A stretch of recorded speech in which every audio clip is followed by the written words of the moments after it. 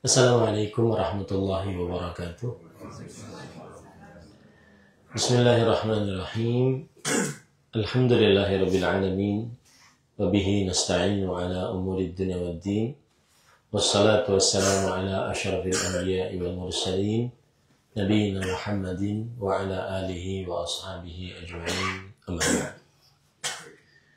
Alhamdulillah, kita bersyukur pada Allah Subhanahu wa taala pada hari ini, hari Jumat, hari yang paling mulia di dalam sepekan, dan masih di dalam bulan suci, yaitu bulan Dzul Hijjah, 17 Dzul Hijjah 1446 Hijriah, bertepatan dengan 13 Juni 2025. Kita dimudahkan oleh Allah Subhanahu wa taala untuk duduk bersama di ruangan ini di kota Makkah Al-Mukarramah demi mengkaji beberapa ayat suci Al-Quran dan hadis Rasul Sallallahu Alaihi Wasallam. Salawat dan salam semoga selalu Allah berikan kepada Nabi kita Muhammad Sallallahu Alaihi Wasallam, pada keluarga beliau, para sahabat, serta orang-orang yang mengikuti beliau sampai hari kiamat kelak. Dengan nama-nama Allah yang husna, sifat-sifatnya yang mulia, kita berdoa, Allahumma inna nas'aluka ilman nafi'an wa rizqan tayyiban wa amalan mutaqabbala. Allahumma amin. Tema kita ini adalah tema sesi pertama, sebagaimana sudah kita canangkan dan niatkan, yaitu suamiku idamanku. Ini adalah cita-cita para istri, dan mudah-mudahan para suami tegar mendengarnya, dan mudah-mudahan para suami bisa mengamalkannya. Itu yang paling penting setelahnya.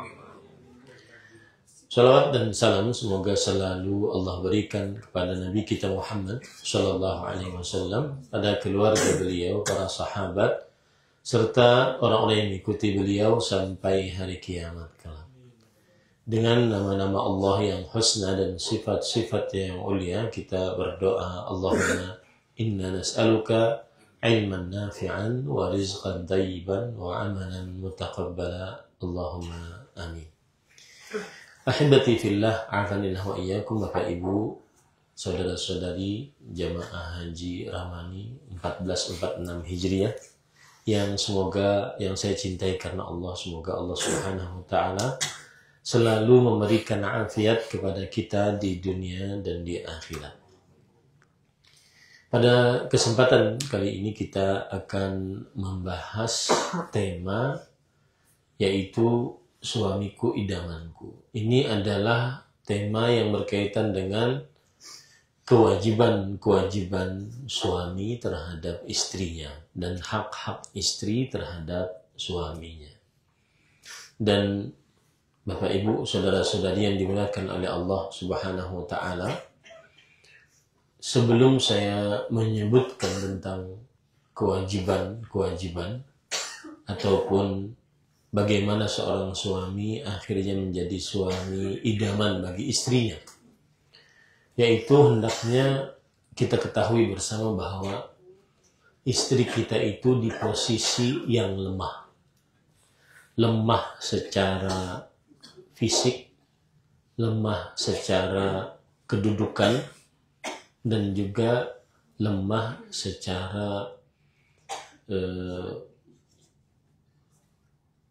kewajiban yang harus dia lakukan. Maka saya sering mengatakan bahwa hendaknya seorang suami yang lebih untuk mengayomi sang istri, karena Rasul Shallallahu Alaihi Wasallam telah menyebutkan bahwa perempuan itu lemah. Dalam hadis sahih beliau berkata, Inni uharriju alaikum haqqad dha'ifain. Aku memberatkan kepada kalian hak dua makhluk yang lemah. Aku memberatkan kepada kalian, wahai para lelaki, dua makhluk yang lemah. Siapa yang lemah tersebut? Al-mar'ah wal yatim, yaitu perempuan dan anak yatim. Di sini Rasulullah SAW menyebutkan bahwa perempuan adalah di posisi yang lemah. Dan sudah saya katakan bahwa memang dari sisi fisik lemah, makanya banyak KDRT karena memang perempuan lemah. Secara umum ya, secara umum seperti itu. Yang di luar batas keumuman ada yang suami dibanting oleh istrinya, ya, atau ya macam-macam. Tapi secara umum lemah. Kemudian juga Rasulullah SAW pernah bersabda dalam hadis sahih bahwa inni astausu bin nisa'i khairan fa innahunna awanun 'indakum. Aku wasiatkan kepada kalian wahai para suami dengan berbuat baik kepada para perempuan. Sesungguhnya mereka itu tawanan di sisi kalian. Di sini kedudukannya lemah, kuasanya lemah, tidak bisa di dalam rumah bergerak seenaknya kecuali dengan izin suami. Seperti puasa sunnah kecuali dengan izin suami, bersedekah kecuali dengan izin suami, keluar rumah apalagi kecuali dengan izin suami. Maka wajar Rasulullah SAW mengatakan istausu bin nisa'i khairan. Aku wasiatkan wahai kalian para wanita untuk berbuat baik kepada para perempuan. Fa innahunna awanun 'indakum. Sesungguhnya mereka itu adalah di sisi kalian sebagai tawanan, lemah. Kemudian juga Rasulullah SAW, Allah Subhanahu wa taala berfirman dalam Al-Qur'an, "Ar-rijal qawwamuna 'alan nisa bima faddalallahu ba'dahum 'ala ba'd wa bima anfaqu min amwalihim." Yang artinya para lelaki adalah qawwam. Qawwam diambil dari kata qaim, yaitu pendiri, yang mendirikan, qaimun 'alan nisa, yang mengurus para perempuan. Kenapa? Karena Allah Subhanahu wa taala mengangkat derajat para lelaki sebagian daripada para perempuan. Kemudian juga karena para lelaki lah yang memberi nafkah kepada para perempuan. Intinya di poin yang pertama ini, asal hukumnya seorang lelaki lah yang lebih mengayomi istrinya. Seorang lelaki lah yang lebih. Assalamualaikum warahmatullahi wabarakatuh. Sehat Pak? Sehat Pak? Maunya di situ. Maunya di situ.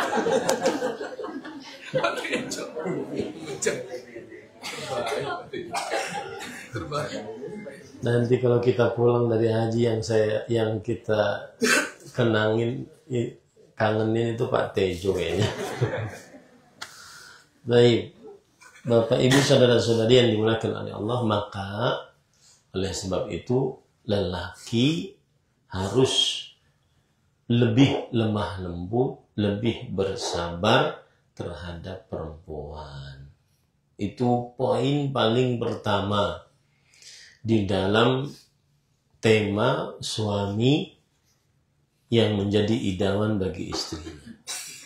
Kadang sang istri tertawa, kadang sang istri menangis semenit setelahnya, maka sabarlah. Tadi malam saya melihat di pasar ada seorang suami, kalau boleh saya contohkan ya, dia nemanin istrinya begini.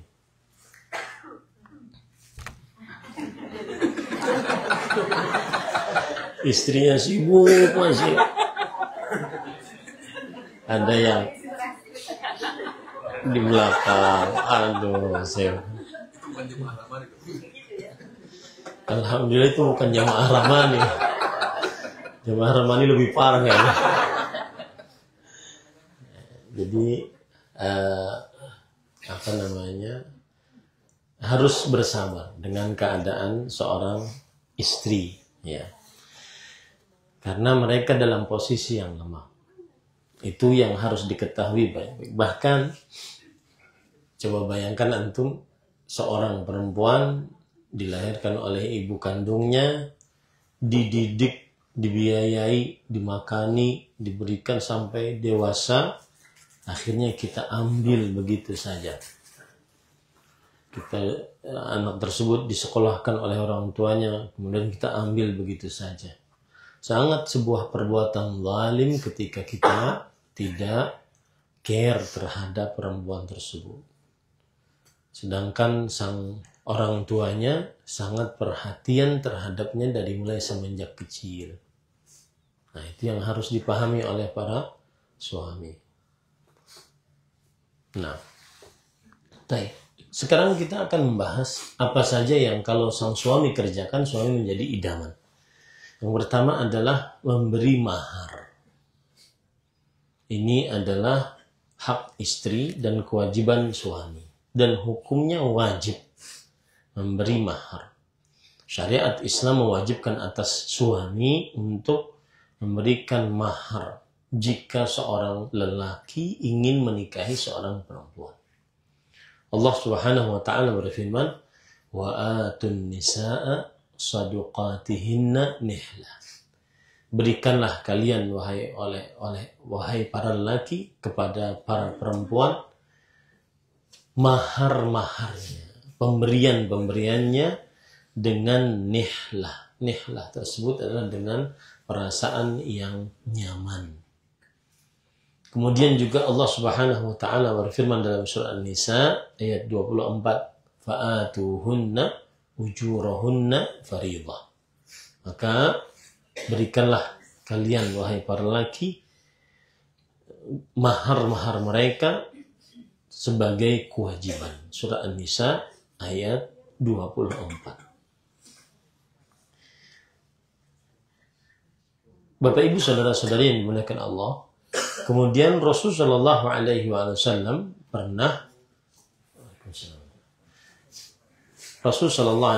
pernah bertanya kepada sahabat beliau Abdurrahman bin Auf, "Ma asdaqtaha?"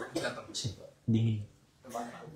Yang artinya, apa yang engkau berikan mahar kepada seorang perempuan tersebut, wahai Abdurrahman bin Auf? Abdurrahman bin Auf mengatakan, "Wizna nawatin min dhahab." Yaitu emas seberat biji kurma. Emas seberat biji kurma.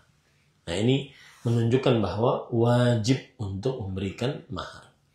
Bahkan kalau tidak ada harta yang berharga pun, apa saja yang dimiliki oleh oleh laki-laki, maka dia bisa menjadikannya mahar asalkan barang bermanfaat. Rasulullah SAW pernah menyatakan kepada seorang lelaki bahwa iltamis walau khataman min hadid. Carilah walaupun hanya cincin dari besi. Carilah walaupun hanya cincin dari besi. Ini menunjukkan bahwa meskipun hal seperti itu, maka tetap wajib untuk diberikan. Nah, dan ini juga berdasarkan ijma' para ulama. Sebagaimana dinukilkan oleh Imam Ibnu Qudamah bahwa thabatat masyru'iyyatu sadaq fi nikah bil ijma' wa lam yukhalif fiha ahadun minal muslimin. Telah tetap disyariatkannya mahar di dalam nikah dengan kesepakatan kaum muslimin. Dan tidak ada yang menyelisihi di dalam perkara tersebut seorang pun dari kaum muslimin. Kemudian pada ikhwan yang dirahmati oleh Allah Subhanahu wa taala, tetapi saat menikah, saat akad ijab qabul, bahwa penyebutan mahar itu tidak rukun, tidak syarat, tapi sebuah kewajiban saja. Tidak rukun, tidak syarat. Jadi kalau seandainya ada orang menikah tanpa disebutkan mahar, kemudian dia terjadi ijab qabul, boleh saja, tetapi tetap harus ada mahar. Jadi penyebutan mahar saat menikah tidak merupakan syarat sahnya nikah, tidak juga merupakan rukun di dalam ijab dan qabul, tidak juga merupakan kewajiban. Tetapi keberadaan mahar harus ada, ya, harus ada. Nah, kemudian para ikhwan dirahmati oleh Allah Subhanahu wa taala, mahar yang paling bagus adalah yang paling mudah. Dan mudah bagi seorang lelaki berbeda-beda di antara satu dengan yang lainnya. Rasulullah SAW bersabda dalam hadis riwayat Imam Abu Dawud, khairus sadaqi aisaruhu, yang artinya sebaik-baik mahar adalah yang paling mudah. Yang paling mudah. Saya ingin tahadduts bin ni'mah, ya. Saya ingin menceritakan nikmat yang saya dapati dari Umi. Bahwa ketika saya tanya mahar, apa maharnya, maka beliau hanya meminta kaset murattal Syekh Hudzaifi. Bukan itu yang menjadi pembelajaran sebenarnya. Tetapi kemudian setelah kita menikah 20-an tahun ini, baru beliau bercerita bahwa kenapa minta kaset, tidak minta emas. Karena seorang lelaki yang bertanggung jawab saat dia menjadi suami tidak dimintai pun akan memberikan emas.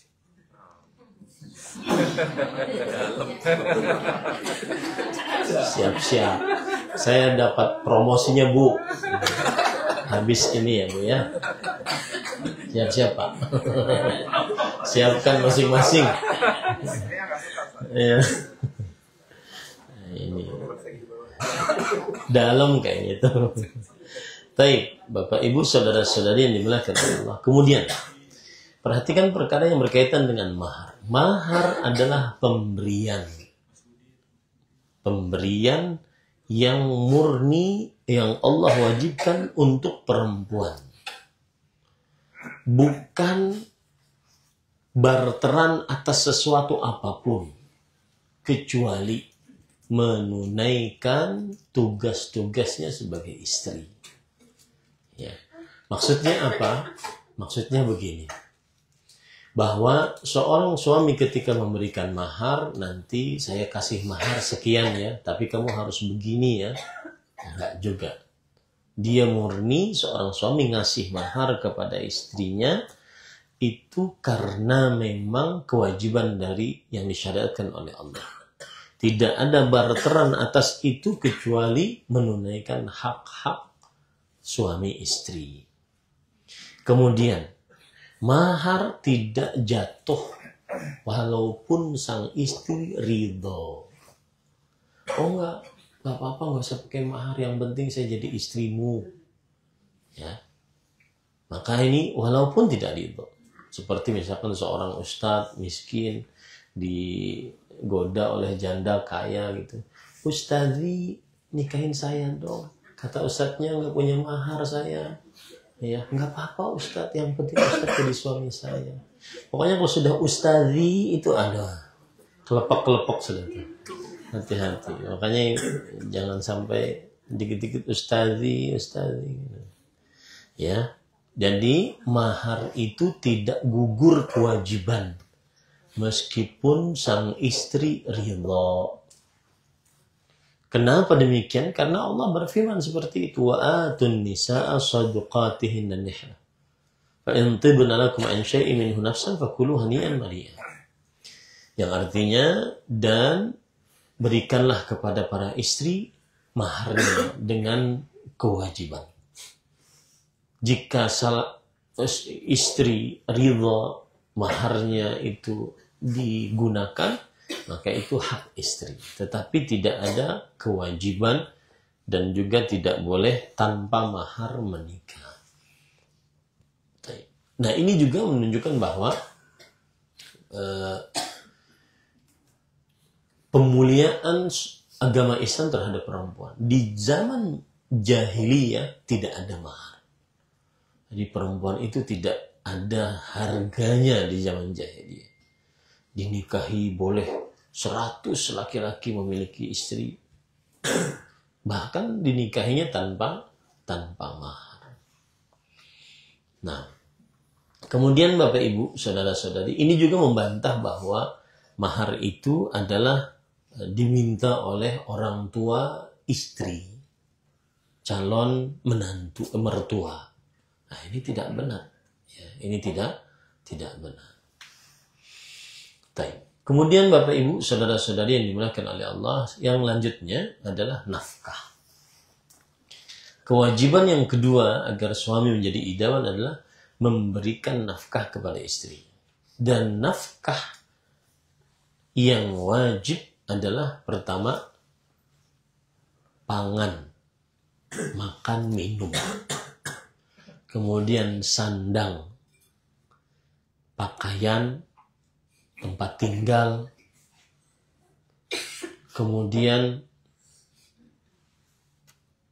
seluruh apa yang dengannya seorang istri bisa hidup. Seluruh apa yang dengannya seorang istri bisa hidup. Nah, ini adalah kewajiban untuk memberikan nafkah. Saya ulangi ya, nafkah itu pangan, makanan, minuman. Kemudian yang kedua, sandang, pakaian yang disandang, yang dipakai. Kemudian papan, yaitu rumah. Ini ijma di antara para ulama, tidak ada khilaf di antaranya. Sandang, pangan, papan. Ini ijma di antara para ulama. Nah, timbul pertanyaan, yang lain-lain bagaimana Ustaz? Yang lain-lain nanti kita bahas. Sekarang kita bahas tentang makanan dan minuman, yaitu sandang, pangan. Surat Al-Baqarah ayat 233. Wa 'alal mauludi rizquhunna wa kiswatuhunna bil ma'ruf. Dan atas seorang ayah wajib baginya untuk memberikan rezeki dan pakaian dengan cara yang ma'ruf. Dengan cara yang ma'ruf, Bapak Ibu, saudara-saudari yang dimuliakan oleh Allah, di sini harus diperhatikan bahwa pakaian yang ma'ruf adalah pakaian yang baik bagi seorang perempuan, terutama secara syariat apabila dia ingin keluar rumah. Dan tentunya itu standar kewajaran. Ada standar yang di atas kewajaran. Memberikan sandang, sandang, tetapi yang terbaik. Nah, ini yang menjadi idaman. Ya. Ini lebih diidamkan lagi suami seperti ini. Bukan hanya sekedar sandang, tetapi sandang yang terbaik. Ini kalau seandainya ada di bawah baju-baju, maka dia carikan yang paling terbaik yang dia sanggupi, ya. Dan itu hadis Rasulullah SAW. Wa haqquhunna 'alaikum an tuhsinu ilaihinna fi kiswatihinna wa ta'amihinna. Hak istri atas kalian wahai para suami adalah memberikan yang terbaik kepada para istri di dalam pakaian dan makanan. Pakaian yang terbaik, yang disanggupi oleh seorang suami. Kalau seandainya ada harga pakaian 200.000, 300.000, kemudian 500.000, maka jika sang suami sanggup, pilihlah yang 500.000. Karena ini yang menjadikan seorang istri dia dinafkahi dengan yang baik. Ya, dinafkahi dengan yang baik. Jadi jangan asal memberikan. Ya. Kemudian kadang-kadang sebagian suami kadang-kadang tidak mau istrinya lebih daripada pakaiannya. Sang suami lebih mewah, sang istri harus di bawah. Tidak. Terbalik, harus mencarikan yang terbaik sesuai dengan kemampuan sang istri. Sebelum masuk toko sudah pesan dulu, pilih yang paling murah, boleh 5 katanya. Ya. Kenapa boleh 5? Yang paling mahal begitu, yang paling bagus, yang dimiliki, yang dimampu oleh seorang suami. Nah, itu berkaitan dengan nafkahnya. Dan para ikhwan yang dirahmati oleh Allah Subhanahu wa taala, permasalahan-permasalahan yang berkaitan dengan nafkah di antaranya adalah bahwa nafkah itu hukumnya wajib. Nafkah itu hukumnya wajib. Baik saat suami ada di tempat atau saat suami tidak ada di tempat. Kalau seandainya saat suami tidak ada di tempat, ternyata sang suami belum ngasih nafkah, dianggap hutang. Oh, ya, yang belum ngaji dulu, kemudian istrinya tanpa nafkah, itu hutang. Bayar. Nah lo. Ya, itu bayar. Sebagaimana dikatakan oleh Imam Abu Sulaiman Al-Khattabi rahimahullah. Beliau mengatakan, فَإِنْ لَمْ يَجِدْ فِي وَقْتِهِ كَانَ دَيْنًا عَلَيْهِ كَسَائِرِ الْحُقُوقِ الْوَاجِبَةِ. Kalau tidak mendapati, pada saatnya dia tidak mendapati nafkah, maka itu adalah hutang atasnya. Ya. Kapan dia datang, maka wajib untuk dibayar. Kemudian yang patut diperhatikan juga adalah bahwa nafkah bagi suami adalah kewajiban meskipun sang istri kaya raya. Sebagaimana dalam perkataan para ulama rahimahumullah ta'ala, nafaqatuz zawjah 'ala az-zawj hatta wajibah. Tajibu nafaqatuz zawj 'ala zawjatihi hatta walau kanatiz zawjah musirah. Wajib menafkahi istri meskipun sang istri kaya raya. Makanya ada seorang laki-laki mengatakan, saya bercita-cita ingin dapat seorang perempuan kaya, ya, sehingga tidak banyak menafkahi. Ini keliru, malah tambah banyak nantinya. Kenapa? Karena ketika dia dengan orang tuanya, mungkin dia disediakan fasilitas macam-macam. Di antaranya ART. Maka ketika kita ambil dari orang tuanya, dan kita sebagai seorang suami mampu untuk memberikan ART, maka diberikan ART. Sebagaimana ketika sama dengan orang tuanya ada ART. Karena ada sebagian orang laki-laki yang modalnya cuma modal pemberani saja. Ya, tapi tidak punya modal untuk bekerja, untuk menafkahi dan seterusnya.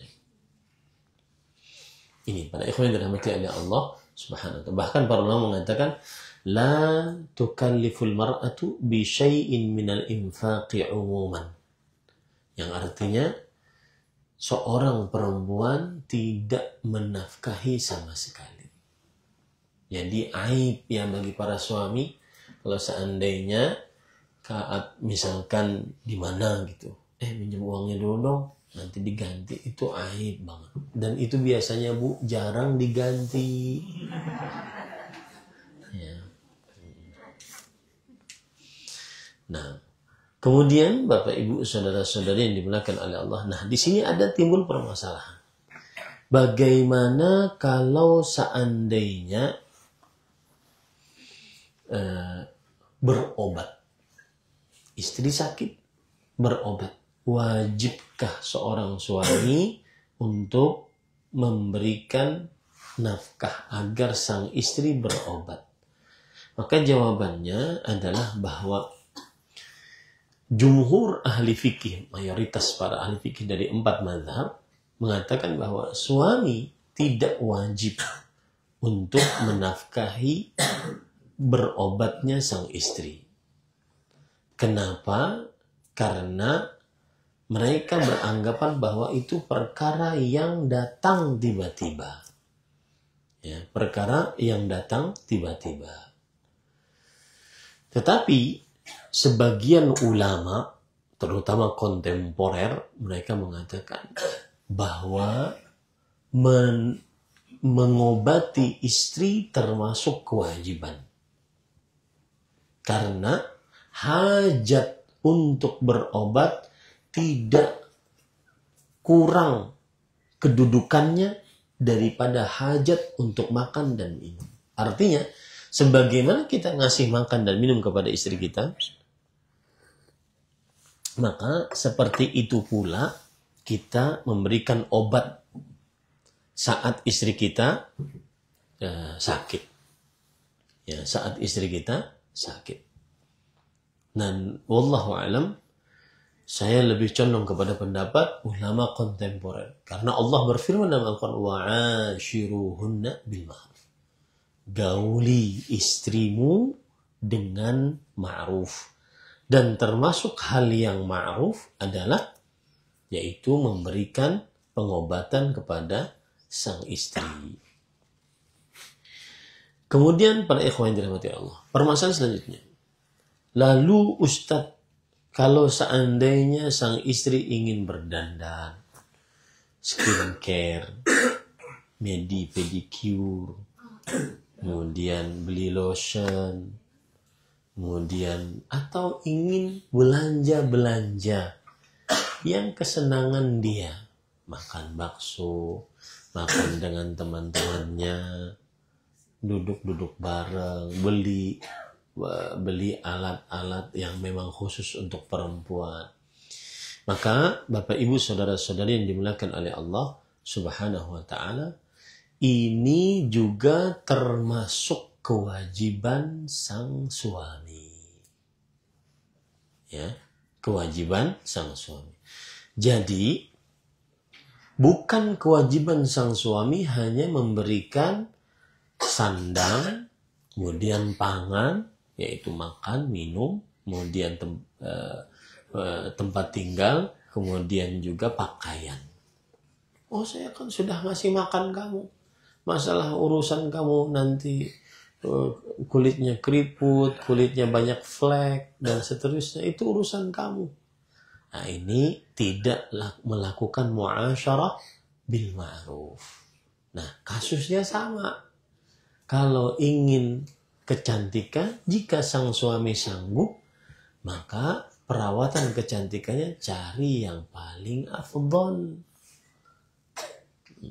Pokoknya Pak Musafi sudah angguk-angguk. Wah, ini berat ini kayaknya. Ya. Ini Bapak Ibu saudara-saudara. Nah, beda hal dengan yang berkaitan dengan kamaliyat. Jadi ada hidup manusia itu kan ada primer, sekunder, tersier.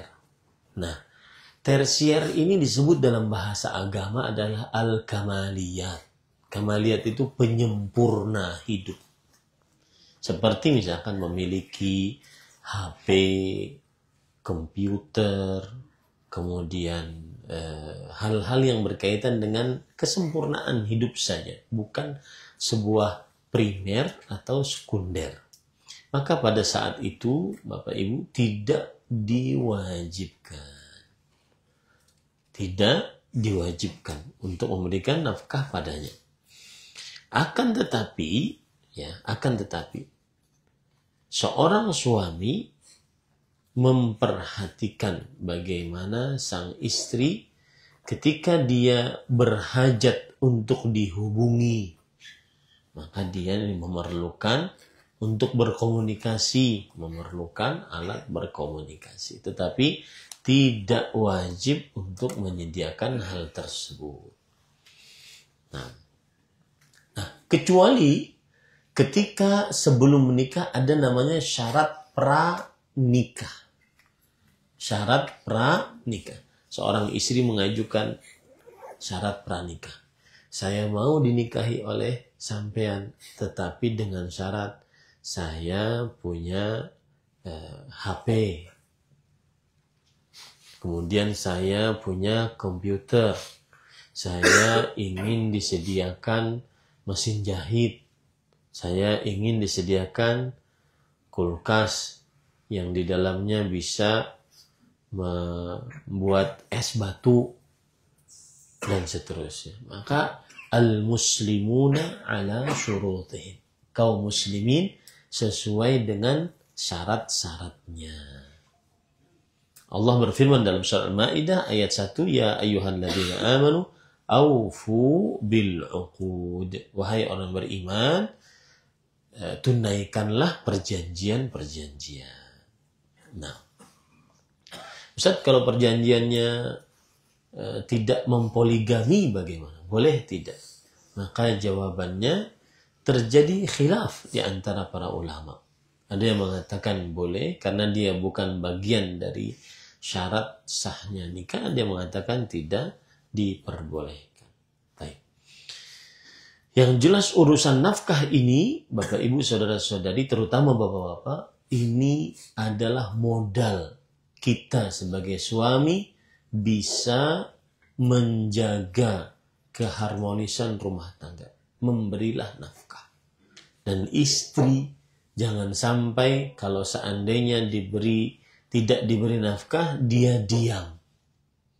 Jangan sampai dia diam, harus dia mengetahui batasan kapan suami tidak memberi nafkah dan dia harus merespon atas tidak pemberian nafkah tersebut. Seperti pada zaman Umar bin Khattab selama 4 bulan.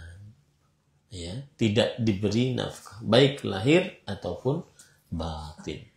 Nah, kemudian yang ketiga, termasuk agar kita bisa menjadi suami idaman adalah memberikan tempat tinggal, dan ini sudah kita bahas. Cuma yang ingin saya tekankan di sini adalah tempat tinggal ini, jika seorang suami sanggup untuk memberikan tempat tinggal tersendiri, maka itu hak istri. Apalagi sang istri kadang tidak bisa bergaul dengan ibu mertuanya. Dan kebanyakan seperti itu. Itu adalah perkara international crime. Ya. Menantu perempuan tidak bisa bergaul dengan mertua perempuan. Karena kenapa? Karena perempuan itu kan pencemburu. Saya juga baru tahu dari Umi. Kalau seandainya ada perempuan duduk sini dengan sini, kemudian jilbabnya sama, cadarnya sama, itu sudah cemburut-cemburutan. Kok sama sih? Gitu. Karena dia perempuan tuh pencemburu. Nah, kuncinya di sini adalah si laki-laki. Kita sebagai anak laki-laki wajib berbakti, dan kita sebagai suami wajib menghormati dan memuliakan istri. Jadi tidak bisa dirubah itu. Itu memang sudah dari sananya.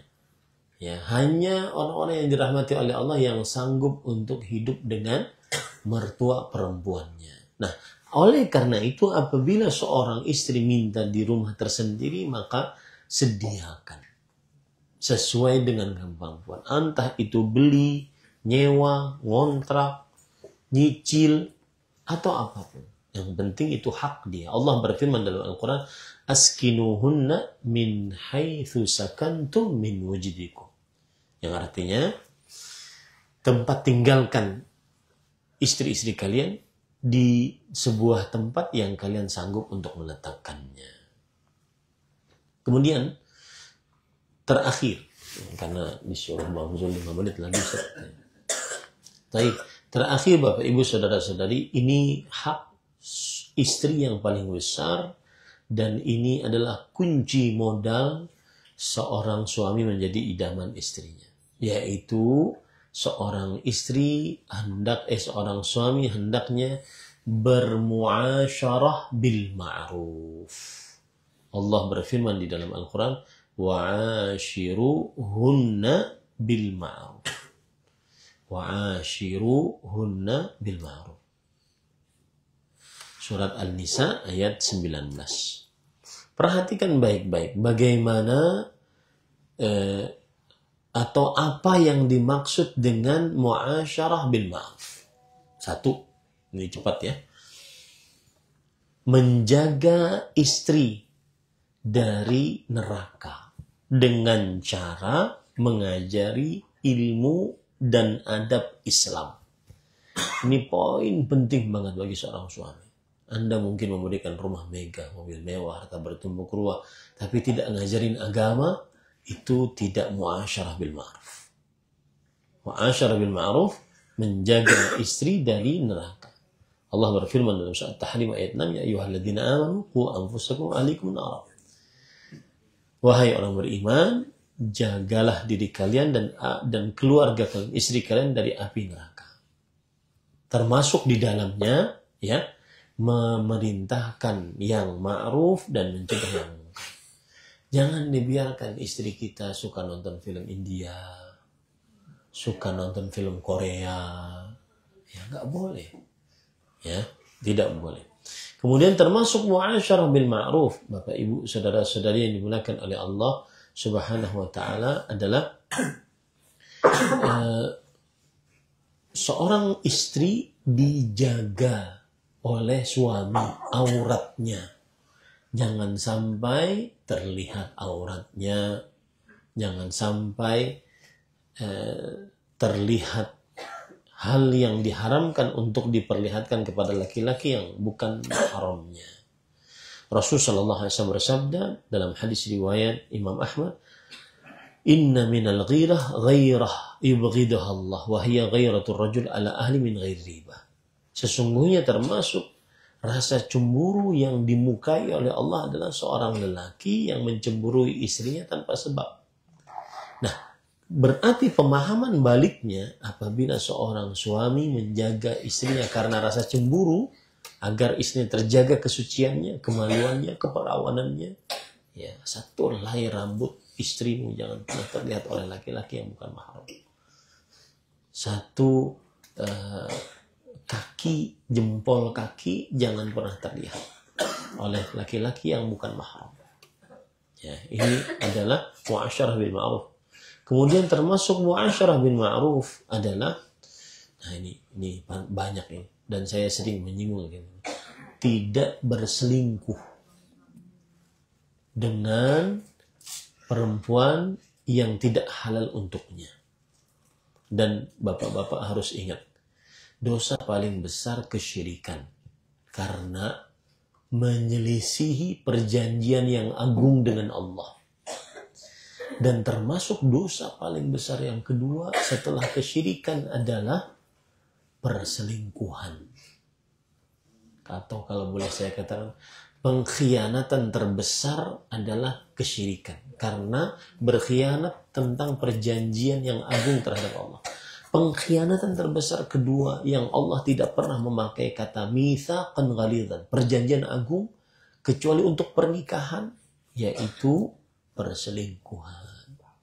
Maka hati-hati ya, jangan sampai membuka api cinta haram, walau hanya sekedar, apalagi ini yang bekerja di perusahaan, kadang-kadang meeting, kadang-kadang makan bersama, ya bagaimana tidak terjadi perselingkuhan.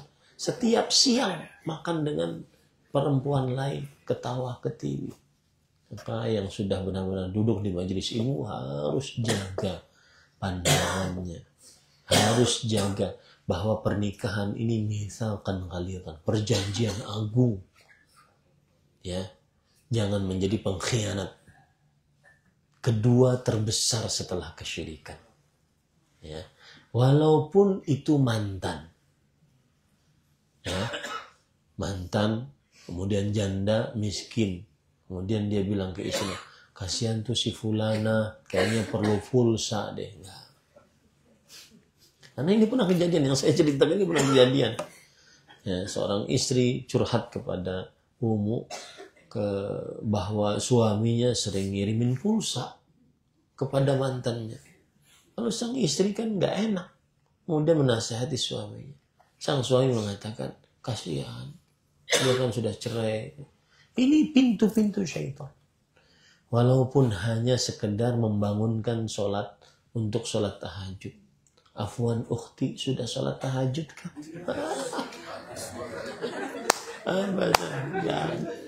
Ya ada ini. Ya. Kenapa Bang Zul? Nggak ada tuh. Pokoknya tidak ada. Apalagi kalau sudah ada. Dan pernah saya singgung itu. Bahwa jangankan perempuan yang belum ngaji. Yang sudah ngaji. Tapi suaminya belum ngaji. Antum-antum kan sudah duduk di majelis ilmu. Kemudian dia iri dengan pasangan itu. Suami saya nggak seperti itu. Saya pengen deh seperti itu. Akhirnya dia mulai, si perempuan ini hubungan dengan si laki-laki tersebut. Padahal si perempuannya punya suami. Si laki-laki ini punya istri. Terjadilah hubungan yang haram. Hati-hati, jangan pernah membuka. Lagi kalau saya sudah ada perkenalan, ya, Ustadz saya perempuan umur 27 tahun, janda, belum punya anak, ini apa yang harus saya lakukan? Saya ingin umroh sendirian, gimana saya? Ya. Abadan, itu tidak akan pernah dijawab oleh orang-orang laki, oleh seorang suami yang amanah. Tidak akan pernah boleh menjawabnya. Ya, jangan pernah bermain macam-macam dengan seperti itu. Hati kita lemah. Ya, syubhat menyambar-nyambar. Kemudian termasuk daripada muasyarah bil ma'ruf. Bang Zul, habis waktunya. Belum pertanyaan.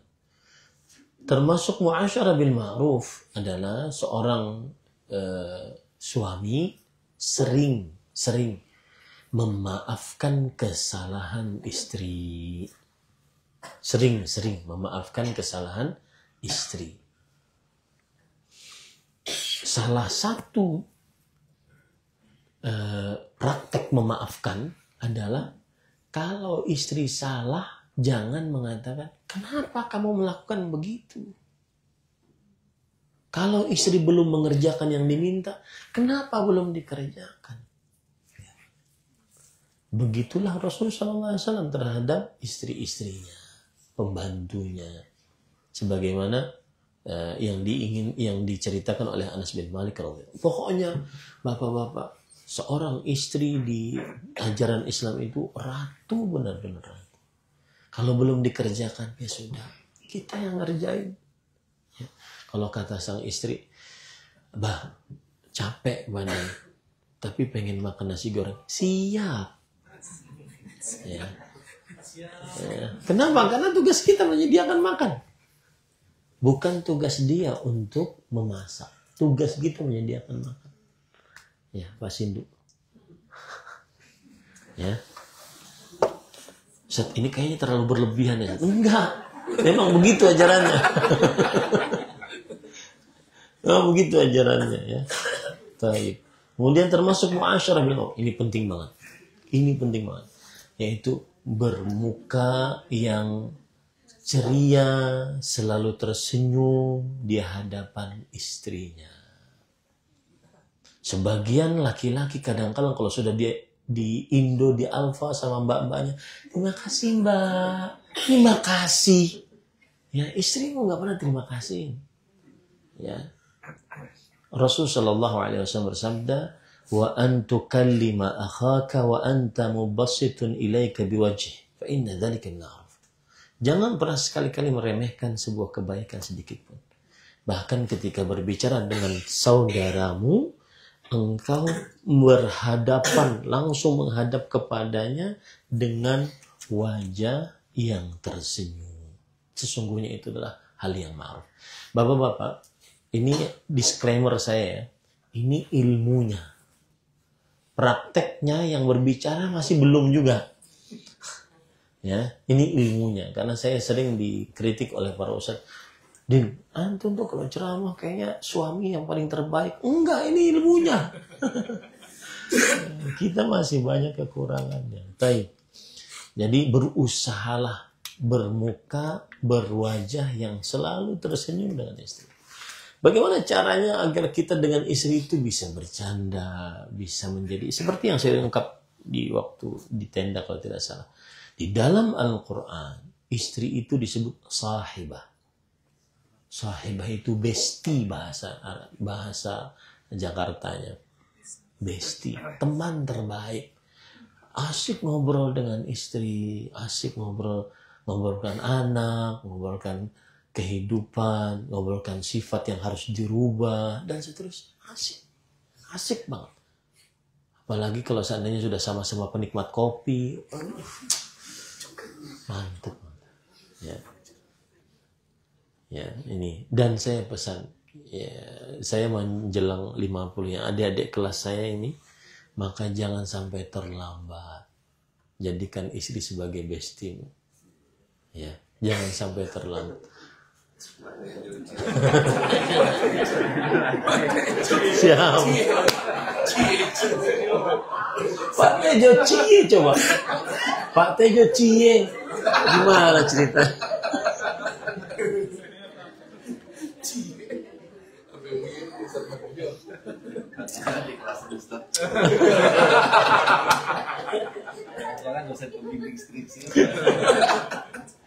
Termasuk muasyarah bil ma'ruf adalah berkata yang baik dengan istri. Allah berfirman dalam Al-Quran, wa qulu linnasi husna, surah Al-Baqarah ayat 83. Ucapkan terhadap manusia ucapan yang baik. Manusia yang paling harus kita ucapi ucapan yang baik adalah istri kita. Adalah istri kita. Setelah orang tua tentunya.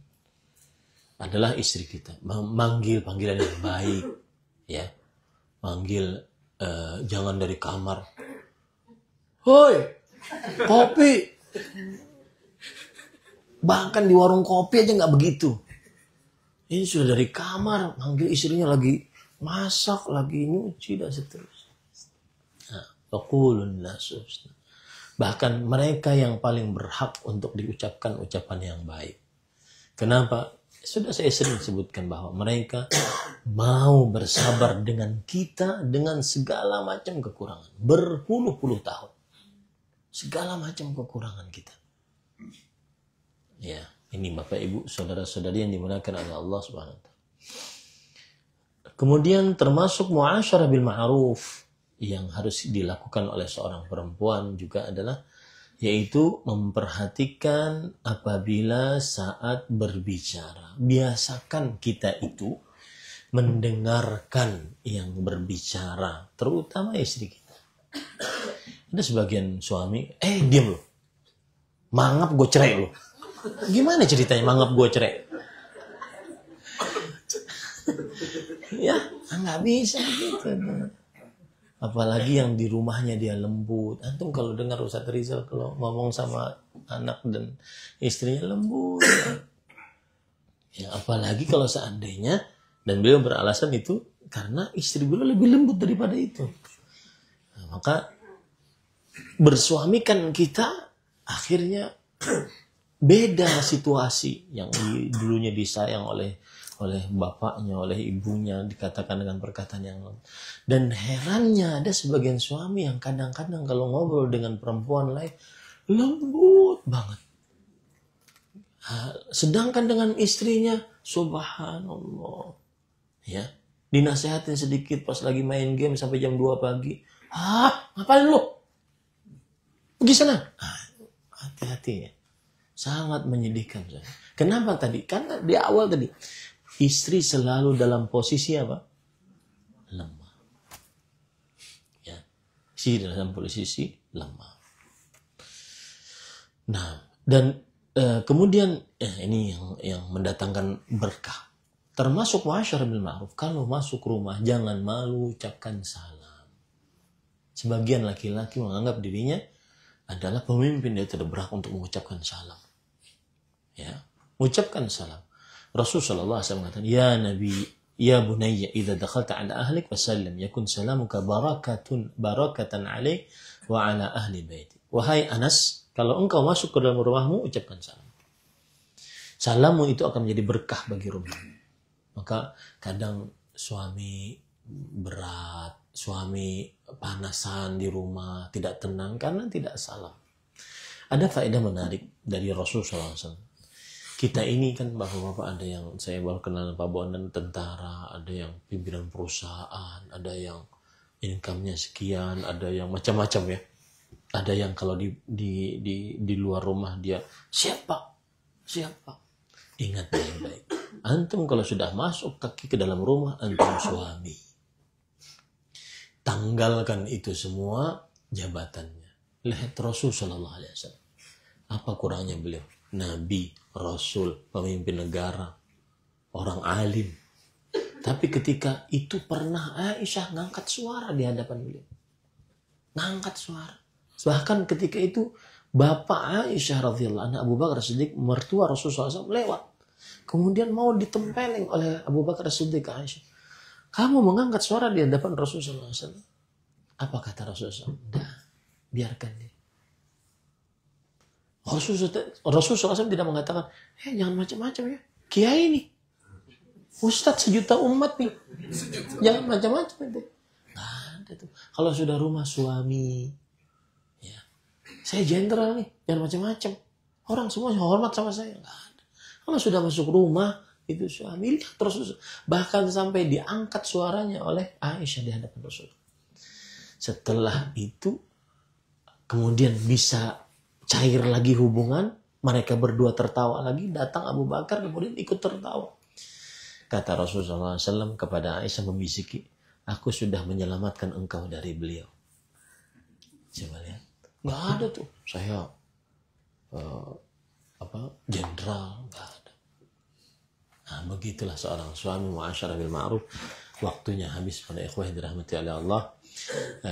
Saya tidak tahu, silahkan kepada ini apakah ada pertanyaan ataukah bagaimana. Ini jam 10:30.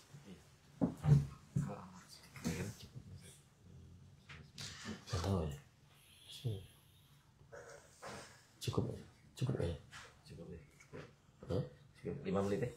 Pertanyaan ada. Dua pertanyaan nih, satu ikhwan, satu akhwat. Ya. Silahkan. Insya Allah masih bisa masuk masjid lah. Kalau agak susah ke arah perluasan sini. Bisa. Nah, nggak ada? Nah, kayaknya masjid semua pikirannya. Dan bapak-bapak juga kayaknya sudah panas telinganya dengar. Ya, ini yang bisa disampaikan Bapak Ibu saudara-saudari. Ya, kita cukupkan dengan kafaratul majlis. Subhanakallahumma wa bihamdika asyhadu an la ilaha illa anta astaghfiruka wa atubu ilaik. Wassalamualaikum warahmatullahi wabarakatuh.